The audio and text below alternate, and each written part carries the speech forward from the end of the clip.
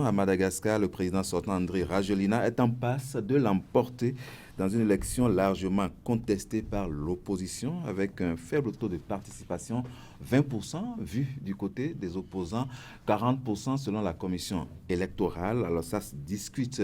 Emmanuel Maïga, justement, on va partir du Libéria. Le Libéria où le président sortant battu aux urnes, s'est déjà prononcé, a reconnu sa défaite et a félicité le nouveau président. Les résultats, a-t-il dit, annoncés ce soir, il parlait donc de ce vendredi, bien que non finaux indiquent que Boakai a une avance que nous ne pouvons rattraper.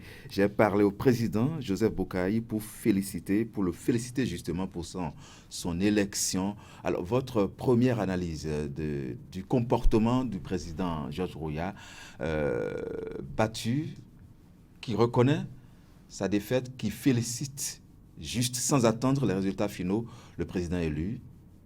Mais vous voyez que c'est vraiment là, j'allais dire, un cas d'école par rapport aux autres pays africains qui, après une élection, c'est plutôt la guerre, les armes qui veulent parler.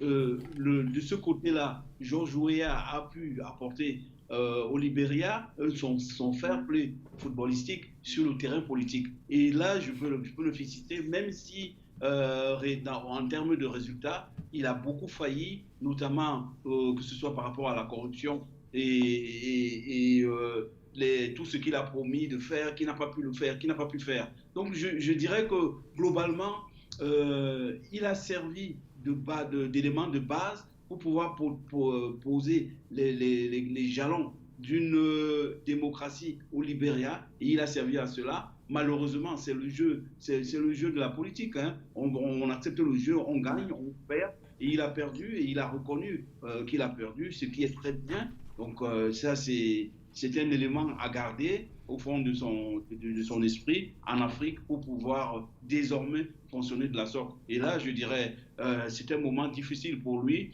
mais il faut dire que c'est Jean qui perd et puis c'est Jules qui gagne. Il a gagné la dernière fois alors que M. Boakai avait perdu. Donc, les deux vont vivre la même chose à 5-6 ans, je crois, d'écart. Donc, c'est le jeu de la démocratie. Il faut savoir accepter. Il a accepté avec beaucoup de courage et de fair play. Voilà. Moi, je trouve que c'est très bien. On a besoin de ça en Afrique pour pouvoir montrer que relativiser la politique, ne pas croire que c'est la